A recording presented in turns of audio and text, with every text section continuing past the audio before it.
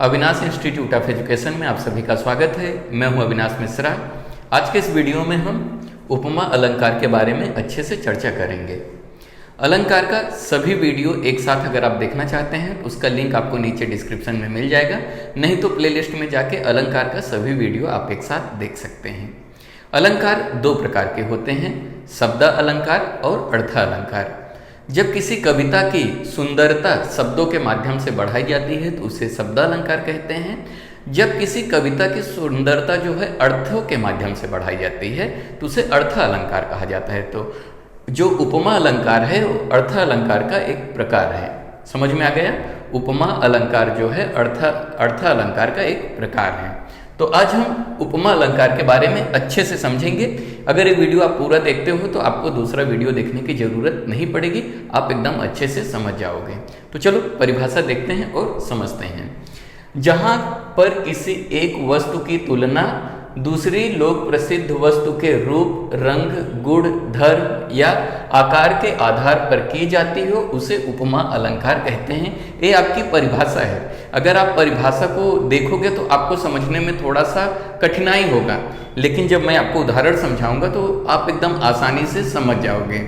परिभाषा भी समझ जाओगे, उदाहरण भी समझ जाओगे। तो एक बार परिभाषा फिर से देखो। जहां पर किसी एक वस्तु की तुलना, यानी कि यहाँ पे तुलना की जाती है, किसी एक वस्तु की तुलना दूसरी लोक प्रसिद्ध वस्तु के साथ जो प्रसिद्ध होती है, एक वस्तु की तुलना दूसरी वस्तु के साथ की जाती हो। कैसे की जाती है? उसके रूप के साथ, उसके रंग के साथ, उसके गुण के साथ, उसके धर्म के साथ, उसके आकार के आधार पर की जाती हो तो उसे उपमा अलंकार कहते हैं। जब भी हम अर्थ अलंकार पढ़ते हैं तो यहाँ पे दो शब्द हमें बार बार देखने को मिलता है, आप इसको पहले समझो।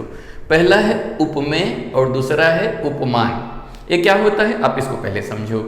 उपमेय का मतलब होता है जिसकी तुलना की जाए, जिसकी तुलना की जाए उसे उपमेय कहते हैं, और जिससे तुलना की जाए उसको उपमान कहते हैं। हो सकता है कि आपको समझा नहीं रहेगा, उदाहरण से आपको समझाता हूं। राम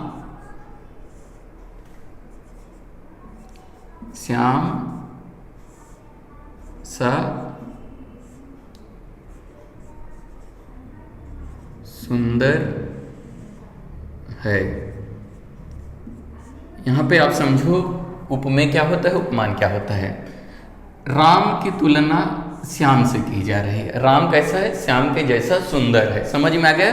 तो यहाँ पे उपमेय कौन है? राम है, क्योंकि राम की तुलना श्याम से की जा रही है। जिसकी तुलना की जाए उसे क्या कहते हैं? उपमेय कहते हैं। यानी राम की तुलना श्याम के साथ की जा रही है। जिससे तुलना की जाए, अब राम की तुलना श्याम से की जा रही है तो राम क्या हो गए? उपमेय हो गए, और श्याम जो हो गया उपमान हो गए। समझ में आ गया? यहाँ पे उपमेय का मतलब क्या होता है? जिसकी तुलना की जाए। राम की तुलना की जा रही किससे? श्याम के साथ। समझ में आ गया? उपमान कौन रहेगा? जिससे तुलना की जाए। अब राम की तुलना किससे की जा रही है? श्याम से। समझ में आ गया? तो ये उपमेय और उपमान बहुत ही जरूरी होता है, याद रखना। उपमेय का मतलब क्या होता है? जिसकी तुलना की जाए। उपमान का मतलब होता है जिससे तुलना की जाए। अब हम कुछ उदाहरण देखेंगे, उदाहरण को समझेंगे। उदाहरण देखने के बाद, समझने के बाद जो उपमा अलंकार होता है आपको एकदम अच्छे से समझ में आ जाएगा। तो यहाँ पे मैंने 5 उदाहरण लिख के रखे हैं, एक एक उदाहरण आपको अच्छे से समझाऊंगा, एकदम आसानी से समझ जाएगा। पहला देखते हैं। मुख चंद्रमा सा सुंदर है। अभी यहाँ पे देख रहे हो मुख चंद्रमा सा सुंदर है।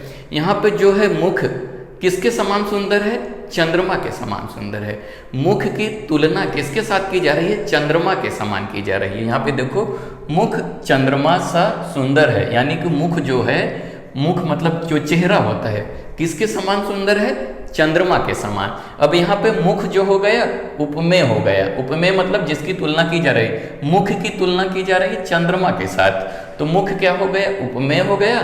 चंद्रमा क्या हो गया? उपमान हो गया। उपमेय का मतलब क्या होता है? जिसकी तुलना की जाए। उपमान का मतलब होता है जिससे तुलना की जाए। मुख की तुलना चंद्रमा के साथ की जा रही है, इसलिए मुख क्या हो गया? उपमेय हो गया। चंद्रमा क्या हो गया? उपमान हो गया। समझ में आ गया? दूसरा उदाहरण अब देखो। कर कमल सा कोमल है। कर का मतलब होता है हाथ। हाथ किसके समान कोमल है? कमल के समान कोमल है। कोमल का मतलब होता है नाजुक। कर का मतलब होता है हाथ। हाथ जो है कमल के समान जो है कोमल है। समझ में आ गया? यानी कि नाजुक है। तो इसमें हाथ की तुलना किसके साथ की जा रही है? कमल के साथ की जा रही है। इसीलिए कर का मतलब हाथ होता है। हाथ क्या हो जाएगा? उपमेय हो जाएगा। कमल जो रहेगा उपमान हो जाएगा। क्यों?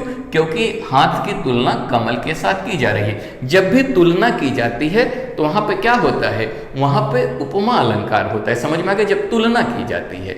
समझ में आ गया? अगला देखो उदाहरण। पीपर पात सरिस मन डोला।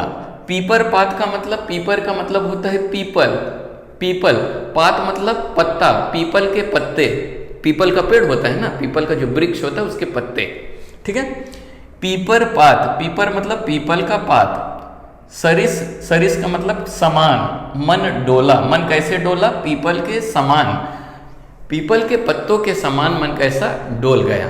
तो यहाँ पे जो मन की तुलना किसके साथ की जा रही है? पीपर के पत्तों के साथ की जा रही है। मन की जो तुलना है पीपर के पत्तों के समान की जा रही है। पीपर पात यानी पीपर के पत्तों के समान मन डोल गया। समझ में आ गया? तो यहाँ पे मन क्या हो जाएगा? उपमेय हो जाएगा, क्योंकि मन का जो तुलना है पीपर के पात यानी पीपल के पत्तों के साथ किया जा रहा है। तो यहाँ पे पीपर पात यानी पीपल का पत्ता क्या हो जाएगा? उपमान हो जाएगा। समझ में आ गया? अगला उदाहरण देखो आप। नील गगन सा शांत हृदय था। नील गगन यानी नीला आसमान की बात हो रही है। नील गगन, सा मतलब नील, सा मतलब समान, नील गगन के समान शांत हृदय था। हृदय कैसा था? नील गगन के समान। हृदय की तुलना किसके साथ की जा रही है? नीले गगन के साथ यानी नीले आसमान के साथ की जा रही है। यहाँ पे तुलना की जा रही है। जब तुलना की जाएगी तो उसे क्या कहेंगे? उपमा अलंकार कहेंगे। क्या कहेंगे? उपमा अलंकार। तो यहाँ पे उपमेय और उपमान क्या है? हृदय की तुलना नील गगन के साथ की जा रही है, इसीलिए हृदय क्या हो गया? उपमेय हो गया। नील गगन जो रहेगा उपमान हो जाएगा। समझ में आ गया? अगला उदाहरण देखो।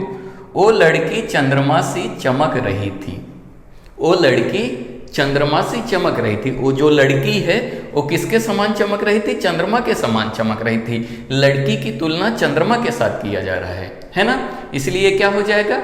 उपमा अलंकार। लड़की की तुलना किससे की जा रही है? वो लड़की चंद्रमा से चमक रही थी, यानी कि जो लड़की है चंद्रमा के समान चमक रही थी। तो इसमें जो लड़की रहेगी उपमेय रहेगी और चंद्रमा जो रहेगा उपमान रहेगा, क्योंकि लड़की की तुलना जो है चंद्रमा से की जा रही है, क्योंकि वो जो लड़की है चंद्रमा के समान चमक रही थी। समझ में आ गया? तो मुझे यकीन है कि आपको ये जो उपमा अलंकार है अच्छे से समझ में आ गया रहेगा। अगर अभी तक मेरे इस चैनल को आपने सब्सक्राइब नहीं किया तो सब्सक्राइब कर लीजिए। वीडियो देखने के लिए धन्यवाद।